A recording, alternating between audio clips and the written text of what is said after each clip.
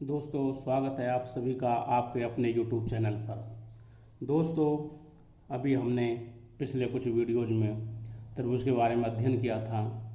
दोस्तों, अब हम नए टॉपिक की बात करेंगे। टॉपिक का नाम है चतुर्भुज। इंग्लिश में इसको बोलते हैं सर क्वाड्रिलेटरल, चतुर्भुज। दोस्तों, जैसे इसके नाम से आप देख पा रहे हैं, चतुर का मतलब होता है दोस्तों चार, भुज का मतलब भुजा। इसका सीधा सीधा सा अर्थ है दोस्तों, चार भुजाओं से घिरी या बंद आकृति। चार भुजाओं से घिरी या बंद आकृति चतुर्भुज कहलाती है। दोस्तों, ये कोई भी चतुर्भुज चार भुजाओं, जैसे हमने ये लो इस तरह से ऐसे कोई भी बना दिया, इसको बोलते हैं चतुर्भुज। इसका नामकरण ABCD। दोस्तों, आप देख पा रहे हैं चतुर्भुज के कुछ गुणधर्म में। देखिए, इसमें इंटरनली चार एंगल होते हैं, कोण A, कोण B, कोण C, कोण D। इस तरह दोस्तों आप देख पा रहे हो, इसमें चार तो आंतरिक कोण होंगे। दोस्तों, आपको पता होना चाहिए चार आंतरिक कोण होते हैं, चार भुजाएं होती हैं, इसमें चार शीर्ष होते हैं। चार भुजाएं दोस्तों देख पा रहे हैं, चार आंतरिक कोण और चार इसमें शीर्ष होते हैं दोस्तों। और अगर हमें आवश्यकता पड़ जाए कहीं पर तो इसके विकर्ण, आमने सामने शीर्षों मिलाने पर हमें इस तरह दो इसके विकर्ण प्राप्त होते हैं। दोस्तों, ये हमें ध्यान रखना है, कई बार हमें इनकी बहुत आवश्यकता पड़ती है। दोस्तों, एक नियम जैसे आपने त्रिभुज में देखा था कि त्रिभुज के तीनों आंतरिक कोणों का योग 180 डिग्री होता है। दोस्तों देखो, अगर हम केवल इसकी बात करें, एक विकर्ण की, तो ये चतुर्भुज को दो हिस्सों में तोड़ देता है। दोस्तों देखो, एक त्रिभुज ये बन गया और दूसरा ये बन गया। त्रिभुज के आंतरिक कोणों का योग 180 मान लो इसका हुआ तो इसका भी 180 हुआ, तो कुल मिलाकर चतुर्भुज के चारों आंतरिक कोणों का योग कोण A, कोण B प्लस कोण C प्लस कोण D बराबर होगा दोस्तों 360, या चार समकोण के बराबर ये होते हैं। दोस्तों, ये हमें याद रखना है। चतुर्भुज की ये बेसिक प्रॉपर्टीज हैं। चार भुजाओं से क्रियाकृति चतुर्भुज होती है, इसके चार शीर्ष होते हैं, चार भुजाएं होती हैं, दो विकर्ण होते हैं, आंतरिक कोणों का योग 360 डिग्री या चार समकोण के बराबर होता है। अब दोस्तों हम बात करते हैं चतुर्भुज के प्रकार के बारे में बात करेंगे। दोस्तों पहला प्रकार है समलंब चतुर्भुज। समलंब चतुर्भुज को इंग्लिश में ट्रेपेजियम भी बोलते हैं। समलंब का मतलब है सम मतलब समान और लंब मतलब लंब, यानी कि जिस चतुर्भुज में सम्मुख भुजाओं का एक युग्म समान हो। जैसे कि ये देखिए, ये भुजाएं ये कैसे भी हो सकती है और ये भी कैसे भी हो सकती है। ये सम्मुख भुजाएं इसमें ये हैं ABCD, ये समांतर होंगी, एक युग्म। इन दोनों की कोई आवश्यकता नहीं है, एक युग्म से ये नहीं हो तो ये हो, कोई भी एक युग्म समांतर हो, ऐसा चतुर्भुज कहलाता है समलंब चतुर्भुज, जिसमें सम्मुख मुख भुजाओं का एक युग्म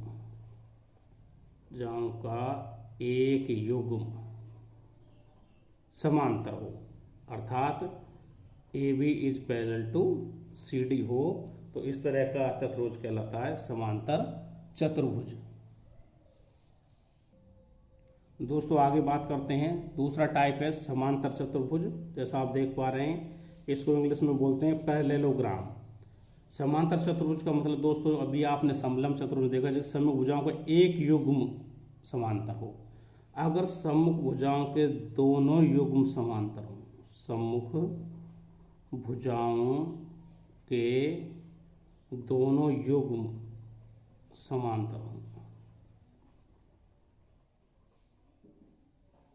देखिए अभी ये बनाते हैं। जैसे ये है, ये दोनों भुजाएं समांतर हैं, इनको भी समांतर करना है तो मान लो एक ये, तो ये समांतर कैसे होगी दोस्तों, इस तरह ABCD, ये इसके समांतर है दोस्तों, ये इसके समांतर है, दोनों युग्म समांतर होंगे इसमें।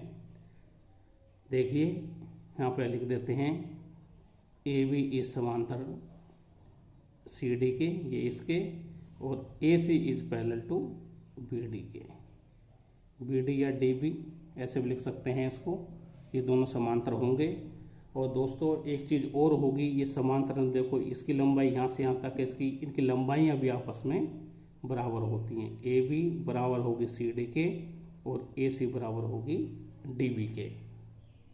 दूसरी बात दोस्तों इसमें हम देखेंगे, ये एंगल और ये एंगल, ये सम्मुख कोण है दोस्तों, ये और ये सम्मुख कोण। ऐसे ये और ये सम्मुख कोण, सम्मुख कोण भी इसमें बराबर होते हैं दोस्तों, सम्मुख कोण बराबर होंगे, ये आपको याद रखना दोस्तों। एक प्रॉपर्टी तो आपको ये, दूसरी प्रॉपर्टी ये, और तीसरी ये, सम्मुख कोण बराबर होंगे दोस्तों। आगे दोस्तों इसके विकर्ण खींचते हैं। देखिए इसका विकर्ण ये खींचा और इसका विकर्ण ये खींचा दोस्तों। दोनों विकर्ण परस्पर समद्विभाजित भी करते हैं। सम्मुख कोण बराबर, पहले मैंने लिखा नहीं, ये लिख देते हैं, कोण ए बराबर कोण डी होगा और कोण सी बराबर कोण बी होगा।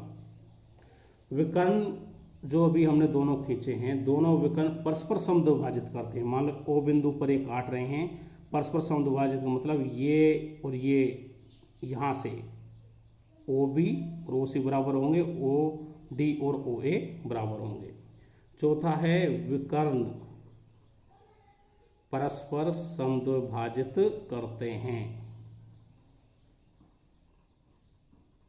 परस्पर समद्विभाजित करते हैं, अर्थात ए ओ बराबर ओ डी, ये पॉइंट इनको समद्विभाजित। ऐसे ही सी ओ बराबर ओ बी परस्पर समद्विभाजित करते हैं। दोस्तों अभी आपने यहाँ देखा समलंब चतुर्भुज में, से पहले हमने देखा था कि समलंब चतुर्भुज में भुजाओं का एक युग्म समांतर होना चाहिए, इसमें दोनों युग्म समांतर होना चाहिए।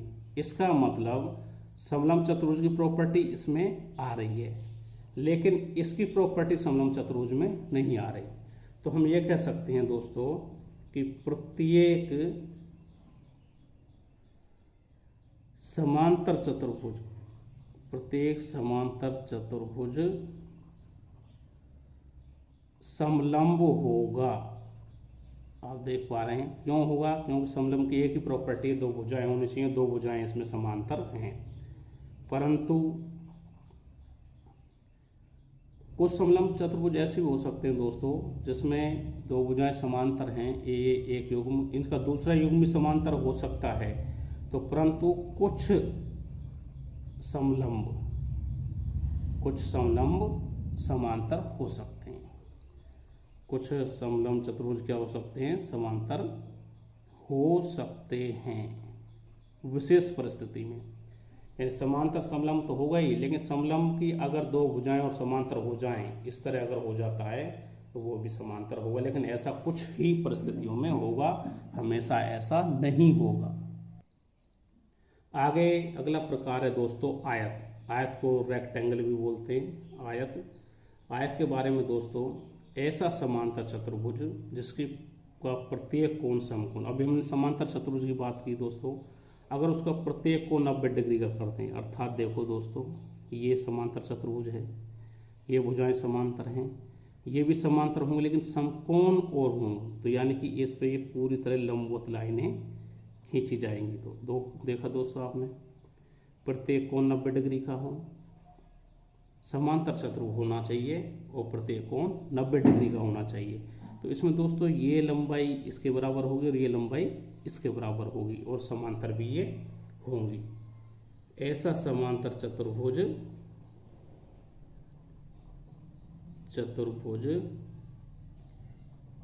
जिसका प्रत्येक कोण समकोण हो।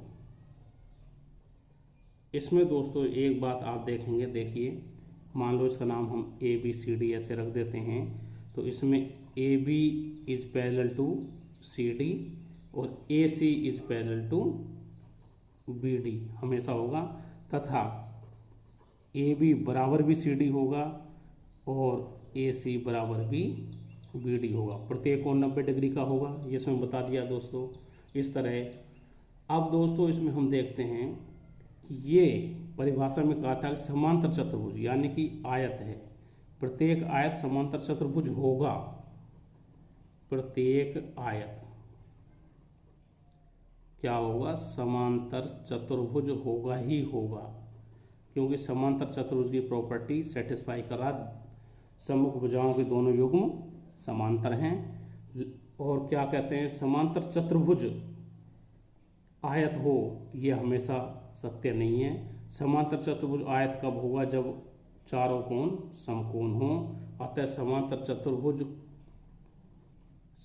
चतुर्भुज आयत कब होगा? हमेशा नहीं होगा, कुछ केसेज में। किसमें होगा? कुछ समांतर चतुर्भुज क्या हो सकते हैं? आयत हो सकते हैं। दोस्तों नेक्स्ट टाइप वर्ग को स्क्वायर भी लिखते हैं हम दोस्तों। अब देखिए वर्ग क्या होगा। अगर हम इस आयत आपने देखा, इसकी लंबाई, ये लंबाई है, आपस में बराबर है, और चौड़ाई बराबर है। आमने सामने भुजाओं की इसमें लंबाई बराबर है, प्रत्येक कोण 90 डिग्री का। अगर हम इसकी चारों भुजाओं की लंबाई समान कर दें, ऐसा आयत जिसकी सभी भुजाओं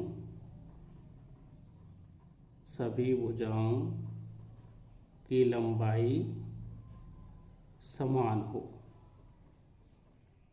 सभी भुजाओं की लंबाई समान हो, तो ऐसा कहलाता है दोस्तों वर्ग। जैसे कि देखिए ये देखिए दोस्तों,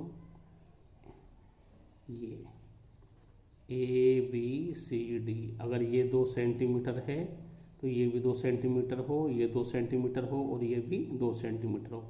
प्रत्येक कोण 90 डिग्री का इसमें होगा ही, क्योंकि आयत में होता है, आयत से ही वर्ग बना है। तो इस तरह आप देख रहे हो दोस्तों, इसमें कोण A बराबर कोण B बराबर कोण C बराबर कोण D बराबर क्या होगा? 90 डिग्री, तथा AB बराबर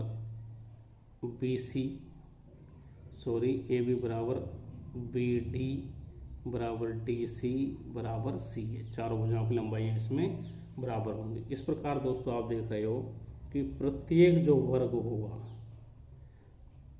वर्ग आयत की सभी प्रॉपर्टी सेटिस्फाई करता है। आयत के लिए आमने सामने भुजाओं की लंबाई समान होना चाहिए। इसमें सभी भुजाओं की लंबाई समान है, तो आमने सामने की भुजाओं की लंबाई भी समान होगी, और प्रत्येक कोण समकोण है, तो आयत की सभी प्रॉपर्टी ये संतुष्ट कर रहा है। अतः प्रत्येक वर्ग क्या होगा? आयत भी होगा। लेकिन आयत क्या होगा? कुछ आयत ऐसे होंगे जो वर्ग हो सकते हैं, कुछ हो सकते हैं, सभी नहीं होंगे। दोस्तों नेक्स्ट टाइप समचतुर्भुज, इसको रोम्बस भी बोलते हैं। सम का मतलब ऐसा सम मत समान, चतुर्भुज ऐसा चतुर्भुज जिसकी सभी भुजाएं समान हो, सभी भुजाएं समान होंगी। तो दोस्तों देखो इसकी डेफिनेशन के लिए, अभी आपने समांतर चतुर्भुज पढ़ा था, तो ऐसा समांतर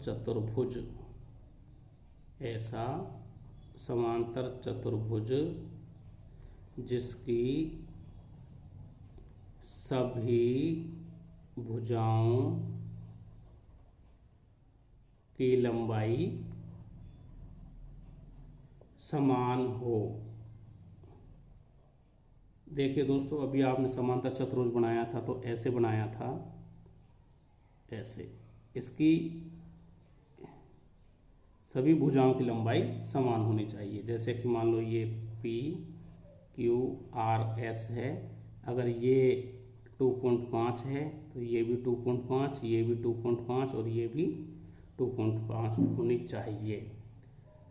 दोस्तों सभी भुजाओं की लंबाई समान होना चाहिए, अर्थात PQ बराबर QS बराबर SR और बराबर RP, ये इसमें होने चाहिए, ये इसकी बेसिक प्रॉपर्टी है। दूसरी बात दोस्तों आप देख रहे हो, ये समचतुर्भुज है, अर्थात समांतर चतुर्भुज की प्रॉपर्टी तो ये सेटिस्फाई कर ही रहा है, लेकिन समांतर चतुर्भुज समचतुर्भुज हो ऐसा कुछ कंडीशंस में ही अप्लाई होगा। तो हम लिख सकते हैं दोस्तों कि प्रत्येक समचतुर्भुज क्या होगा?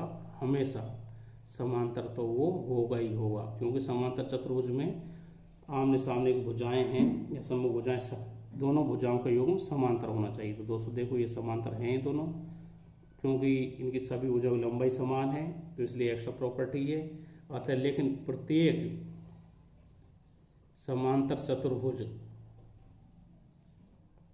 सम हो ऐसा आवश्यक, हमेशा आवश्यक नहीं है दोस्तों, हमेशा आवश्यक नहीं है ऐसा। कुछ कंडीशंस में हो सकता है, हमेशा ऐसा आवश्यक नहीं है दोस्तों।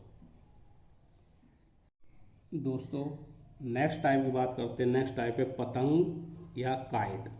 ये कैसी होती है दोस्तों, आप सभी ने देखा होगा, पतंग इस तरह की होती है ऐसे,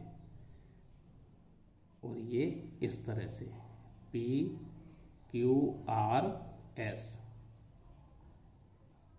इस पतंग में दोस्तों ये भुजा इसके बराबर होती है और ये भुजा इसके बराबर होती है। तो इस पतंग में क्या होता है दोस्तों, सम्मुख, दोस्तों सॉरी सम्मुख नहीं, सम्मुख तो समांतर होती, आसन्न, आसन्न भुजाएं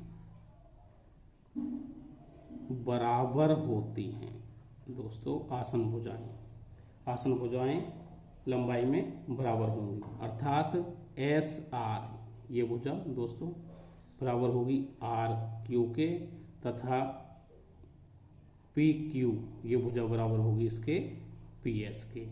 इस तरह पतंग की प्रॉपर्टी होती है। ये भी एक चतुर्भुज होता है, क्योंकि 4 भुजाएं होती है इसमें, इसलिए कहलाता है दोस्तों पतंग। नेक्स्ट टाइप दोस्तों उत्तल चतुर्भुज। उत्तल चतुर्भुज का मतलब होता है दोस्तों ऐसा चतुर्भुज जिसका प्रत्येक आंतरिक कोण, प्रत्येक आंतरिक कोण 180 डिग्री से कम हो, 180 डिग्री से कम हो। कैसा होगा दोस्तों, देखिए 180 डिग्री से कम का मतलब जैसे ये है, देखिए ये सारे एंगल ही दोस्तों 180 डिग्री से कम हैं। इस तरह का चतुर्भुज कहलाता है उत्तल चतुर्भुज। दूसरा दोस्तों अवतल चतुर्भुज, ऐसा चतुर्भुज जिसका एक कोण कैसा हो दोस्तों, वृत्त कोण हो, वृत्त कोण। वृत्त कोण का मतलब दोस्तों मैंने एक वीडियो में बताया था, जो ग्रेटर देन हो 180 डिग्री से, यानी 180 डिग्री से बड़ा कोण होता है वो वृत्त कोण कहलाता है दोस्तों। तो इस तरह का कैसे बनेगा दोस्तों चतुर्भुज, वो आप देखिए, जैसे कि ये देखिए दोस्तों ABC, ये आपका एंगल D। तो देखो दोस्तों ये एंगल 180 डिग्री से ज़्यादा है, बाकी 3 एंगल ये होंगे। इसमें एक बात और ध्यान रखने की दोस्तों, और चतुर्भुज जितने भी हैं उनके जब विकर्णों को, जैसे हम मान लो इसको मिलाते हैं तो दोनों विकर्ण चतुर्भुज के अंदर ही होते हैं, लेकिन इसमें देखिए पहला विकर्ण ये और दूसरा विकर्ण आप जैसे मिलाओगे ये बाहर, यानी कि एक विकर्ण तो क्या होगा दोस्तों इसका अंदर होगा चतुर्भुज के ही, और दूसरा क्या होगा दोस्तों, दूसरा बाहर होगा। ये इसकी बेसिक प्रॉपर्टी, इस आधार पर भी कई बार क्वेश्चन पूछ लिया जाता है, ये भी हमें दोस्तों ध्यान रखना है। दोस्तों नेक्स्ट बात करते हैं हम चतुर्भुज के परिमाप एवं क्षेत्रफल की। परिमाप का मतलब दोस्तों आप जानते हो, परिमाप का मतलब होता है पेरीमीटर, अर्थात चतुर्भुज की चारों भुजाओं का योग। तो चारों भुजाओं का योग कर देंगे हम, परिमाप मिल जाएगा। क्षेत्रफल की बात करते हैं। क्षेत्रफल मतलब होता है दोस्तों, क्षेत्रफल का मतलब एरिया। समलंब चतुर्भुज का क्षेत्रफल दोस्तों क्या होता है, समलंब चतुर्भुज आप जानते हो दोस्तों इस तरह का होता है, जिसकी एक समूह भुजाओं का योग क्या होता है दोस्तों, एक समूह भुजाएं समांतर होती हैं। तो इसमें क्या होगा दोस्तों, हाफ इंटू समांतर भुजाओं का योग, हाफ इंटू समांतर भुजाओं का योग इंटू एक गुना और होगा इसमें समांतर भुजाओं के बीच की दूरी, या उस समांतर भुजाओं के बीच की दूरी को हम हाइट भी बोलते हैं, या इसको हम बोल सकते हैं ऊंचाई। ये समांतर चतुर्भुज के क्षेत्रफल का सूत्र है, समलंब चतुर्भुज के क्षेत्रफल का सूत्र है दोस्तों। अब आते हैं समांतर चतुर्भुज की बात। दोस्तों आप जानते हो समांतर चतुर्भुज इस तरह का चतुर्भुज होता है जिसकी ये दोनों भुजाएं समांतर होती हैं और ये दोनों भुजाएं भी समांतर होती हैं। इसमें दोस्तों ये आधार या इसे आधार मानो या इनको आधार मानो, अगर हम इनको आधार मान के काम करते हैं तो ये लंबाई और ये लंबाई बराबर होती हैं। इसकी हाइट के लिए दोस्तों इससे यहाँ पर लंब डाला जाता है और ये होती है हाइट। तो समांतर चतुर्भुज क्षेत्रफल होता है दोस्तों आधार गुना ऊंचाई, ये इसका होता है दोस्तों। अब बात करते हैं दोस्तों आयत की परिमाप। आप जानते हो दोस्तों, अभी बताया हो, आयत की आमने सामने भुजाओं की लंबाई बराबर होती है। अगर लंबाई L है, ऊंचाई B है या चौड़ाई B है, ये आपका आयत है ABCD, ये B है तो ये भी B होगा, ये L है तो ये भी L होगा। सभी को जोड़ेंगे दोस्तों, देखो 2 बार L आएगा 2 बार B आएगा, तो परिमाप हो जाएगा 2 टाइम ऑफ लंबाई प्लस चौड़ाई। क्षेत्रफल की बात करेंगे दोस्तों, क्षेत्रफल होगा इसका, या इसको आप 2 L क्रॉस B भी लिख सकते हैं, सॉरी 2 L प्लस B है, ये ऐड है। क्षेत्रफल के लिए क्या होता है दोस्तों, ये लंबाई है, अब इस लंबाई को हम यहाँ से उठा के इस लाइन को यूँ पूरा ले जाएं यहाँ तक तो पूरा आयत कवर हो जाएगा। कितना ले जाएंगे B, तो क्षेत्रफल हो जाएगा दोस्तों लंबाई गुना चौड़ाई, अर्थात L क्रॉस B हो जाएगा दोस्तों। वर्ग दोस्तों भी आपको बताया था, वर्ग की चारों भुजाएं बराबर होती हैं दोस्तों। ये वर्ग है आपका ABCD, मान लो इसकी लंबाई A, इसकी लंबाई A, ये भी A है और प्रत्येक कोण इसका 90 डिग्री होता है। तो पेरीमीटर क्या हो जाएगा दोस्तों, चारों भुजाएं समान हैं, 4 भुजाएं हैं तो पेरीमीटर हो जाएगा दोस्तों 4A। और क्षेत्रफल दोस्तों ये A है, इसको कितने टाइम ले जा रहे हैं, A टाइम ही ले जा रहे हैं। तो वहाँ L क्रॉस B था, यहाँ L था, ये B था, यहाँ दोनों A हैं, तो क्षेत्रफल A क्रॉस A, अर्थात भुजा का स्क्वायर, ये इसका क्षेत्रफल हो जाएगा दोस्तों। आगे बात करते हैं दोस्तों हम समचतुर्भुज की। समचतुर्भुज क्षेत्रफल दोस्तों देखो, समचतुर्भुज को बताया था इस तरह होता है समचतुर्भुज दोस्तों, जिसकी चारों भुजाएं देखिए,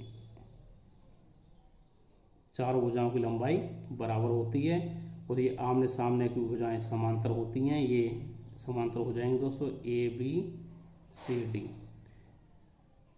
इसका क्षेत्रफल निकालने के लिए दोस्तों हमें क्या करना है, डायगोनल देखना है। जैसे कि पहले हमने डायगोनल बनाते हैं, एक डायगोनल ये, इसका नाम हमने रख दिया दोस्तों D1, और दूसरा डायगोनल बनाया दोस्तों हमने ये, इसका नाम रख दिया D2। डायगोनल मतलब विकर्ण, 2 विकर्ण हो गए दोस्तों इसके, D1 और D2।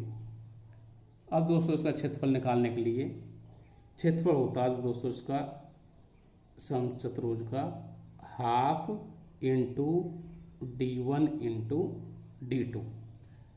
हमें विकर्ण निकालने हैं, विकर्ण निकाल के हम दोस्तों इसका half into D1 into D2 formula लगा के क्षेत्रफल ज्ञात कर लेते हैं। दोस्तों नेक्स्ट हम एक समांतर चतुर्भुज की प्रॉपर्टी के बारे में देखेंगे। दोस्तों समांतर चतुर्भुज देखिए, ये समांतर चतुर्भुज हम बनाते हैं यहाँ पर एक, ये हमारा समांतर चतुर्भुज है, देखिए समांतर चतुर्भुज ABCD, इसके विकर्ण बनाते हैं दोस्तों। ये देखिए, ये हमने इसके विकर्ण बना दिए दोस्तों। अगर समांतर चतुर्भुज के यहाँ से आप देखिए समांतर चतुर्भुज है और इसके क्या हों विकर्ण, विकर्ण अगर देखिए बराबर हैं, कैसे हों, विकर्ण बराबर हों तो वो समांतर चतुर्भुज क्या होगा, आयत होगा, यानी आयत में ही विकर्ण बराबर होते हैं। अगर विकर्ण लंबवत हों, यहाँ पे देखिए विकर्ण लंबवत हों तो वो बनेगा समचतुर्भुज। ये विकर्ण आपस में अगर ये एंगल 90 डिग्री का बना ले तो ये बनेंगे समचतुर्भुज। अगर समांतर चतुर्भुज के विकर्ण देखिए बराबर भी हैं लंबवत भी हैं, दोनों प्रॉपर्टी हैं, तो दोस्तों वो बनेगा वर्ग। वो क्या बन जाएगा दोस्तों, वर्ग बन जाएगा। नेक्स्ट दोस्तों बात करते हैं मध्य बिंदु प्रमेय, मिड पॉइंट थ्योरम। दोस्तों ये थ्योरम वैसे त्रिभुज की है, ट्रायंगल की, लेकिन आप देख रहे हैं कि चतुर्भुज को भी अगर विकर्ण से हम काट दें तो वो भी एक त्रिभुज बनता है। इसलिए इस प्रॉपर्टी का यूज हम चतुर्भुज में भी कहीं ना कहीं करेंगे, इसलिए आपको बताना जरूरी है। इस मध्य बिंदु प्रमेय का मतलब है दोस्तों, अगर कोई त्रिभुज है, ये देखिए त्रिभुज, इस त्रिभुज की भुजाओं के मध्य बिंदुओं को मिलाने वाला रेखाखंड, देखिए जैसे ये है ए बी सी, इसके मध्य बिंदु ये और ये मध्य बिंदु, इसको अगर हम मिलाते हैं, ये मिला दिया तो नया बन गया दोस्तों A B C D E. ये जो मध्य बिंदु को मिलाने वाले रेखाखंड में डी ई प्राप्त हुआ, ये इसके पैरेलल होगा, सामने वाली भुजा के समांतर होगा और इसका ये आधा होगा। त्रिभुज की भुजाओं के मध्य बिंदु, मैं शॉर्ट में लिख रहा हूं दोस्तों, आप समझ लेना, मध्य बिंदुओं को मिलाने वाला रेखाखंड, मिलाने वाला रेखाखंड क्या होता है दोस्तों, तीसरी भुजा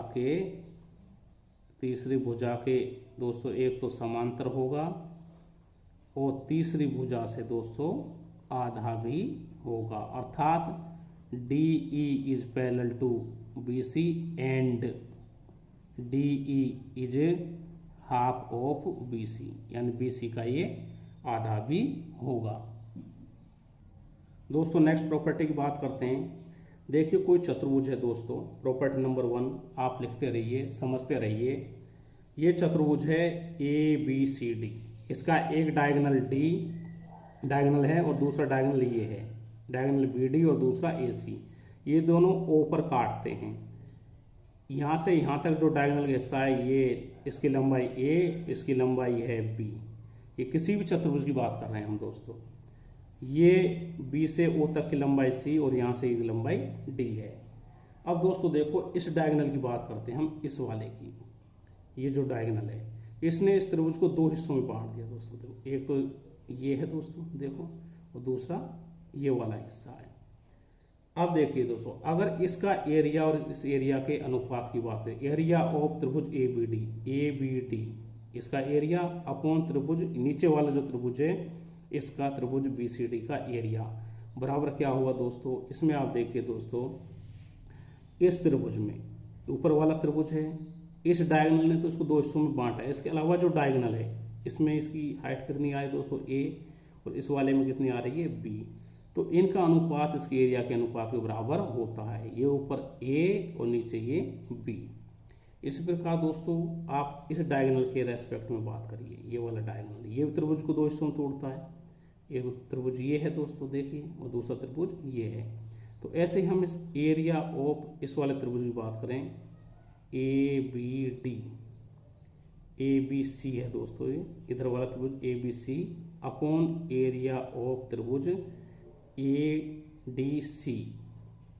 ADC बराबर क्या होगा दोस्तों। इधर देखिए इस विकर्ण ने तो उनको अलग अलग किया है, इसके बाद में इसमें इस विकर्ण की हाइट कितनी है दोस्तों C, और इसकी कितनी है यहाँ से यहाँ तक D। इस प्रकार किसी भी चतुर्भुज के किसी विकर्ण द्वारा दो हिस्सों में बांटने पर उसमें त्रिभुज बनते हैं जो दो, उन दोनों का अनुपात इस तरह से डिसाइड होता है। दोस्तों नेक्स्ट प्रॉपर्टी की बात करेंगे, प्रॉपर्टी नंबर 2।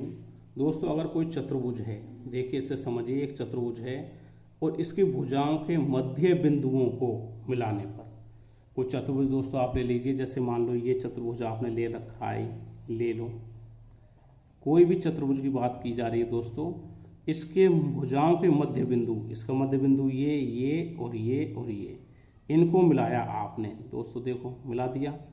मिलाने पर क्या बनता है दोस्तों, समांतर चतुर्भुज बनता है।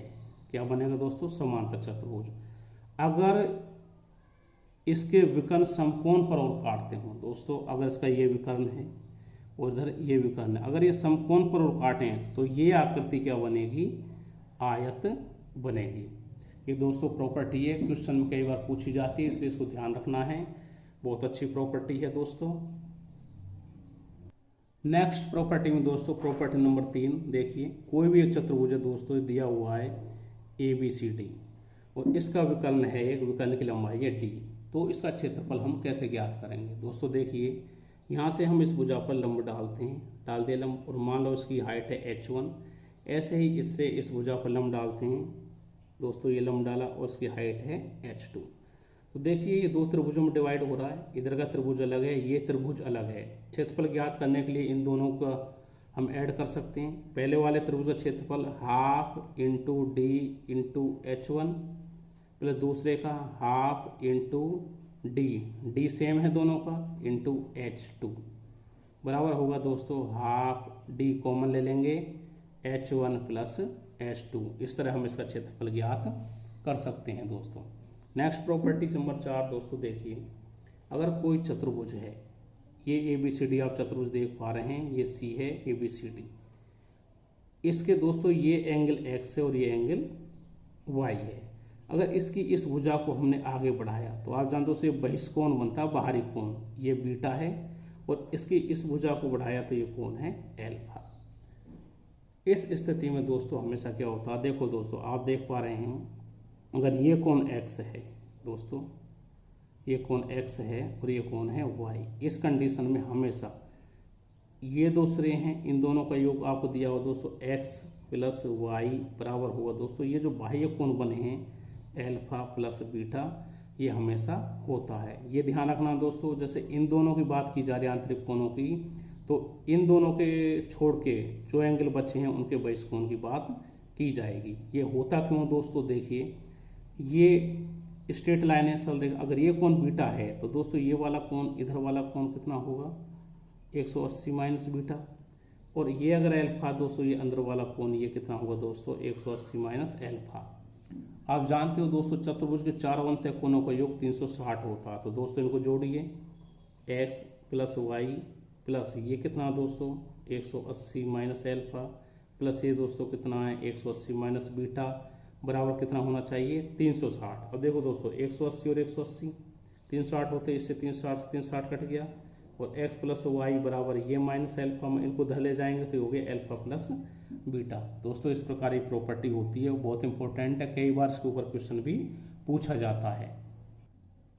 प्रॉपर्टी नंबर 5 की बात करेंगे दोस्तों, यदि विकर्ण समकोण पर काटें, कोई चतुर्भुज है दोस्तों आपका बना हुआ है, मैं थोड़ा और बना देता हूँ क्लियर करने के हिसाब से, ये मान लो ABCD ये आपका कोई चतुर्भुज है, इसके विकर्ण हैं दोस्तों ये अगर ये समकोण पर काटें तभी बात करनी है। अगर समकोण पर काटें तो दोस्तों इसमें क्या होता है, आमने सामने भुजाओं का स्क्वायर का योग दूसरी जो भुजाएं हैं उनके स्क्वायर के योग के बराबर होता है। कैसे होता है दोस्तों, देखिए जैसे आमने सामने भुजाएं ये हैं, अर्थात BC का स्क्वायर प्लस इसके सामने कौन सी है AD का स्क्वायर बराबर क्या होगा दोस्तों, इन दोनों की भुजाओं का स्क्वायर CD का स्क्वायर प्लस AB का स्क्वायर। ये दोस्तों हमें याद रखना है, बहुत इंपॉर्टेंट है, बहुत अच्छी प्रॉपर्टी है।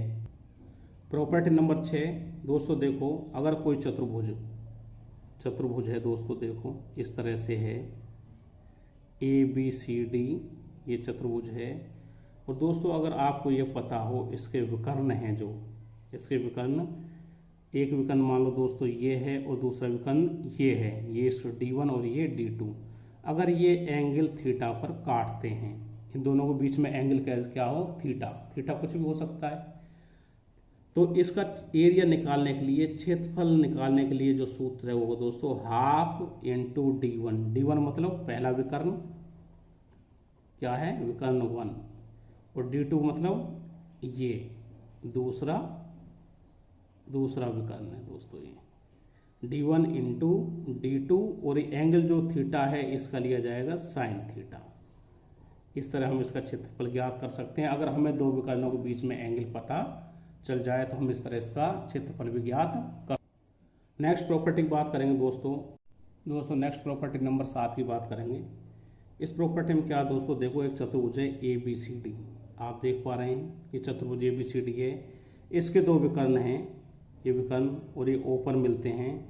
अगर हम इनमें देखिए, इन विकर्णों ने दोनों ने चतुर्भुज को 4 हिस्सों में डिवाइड किया, यानी 4 त्रिभुजों में, तो इसका एरिया अगर A1 है, इसका एरिया अगर A2 हो, इसका एरिया A3 और इसका A4 हो, इस तरह अगर ये चारों ट्राइंगल्स के, चारों त्रिभुजों के एरिया जो हों तो इनके बीच में दोस्तों एक रिलेशन होता है। रिलेशन क्या होता है दोस्तों, देखिए आमने सामने जो त्रिभुज हैं इनके एरिया का गुना इन दोनों के गुना के बराबर होता है। कैसे दोस्तों, देखिए A2 इसका गुना इसके साथ A4 बराबर हो दोस्तों इन दोनों का गुना A1 गुना A3।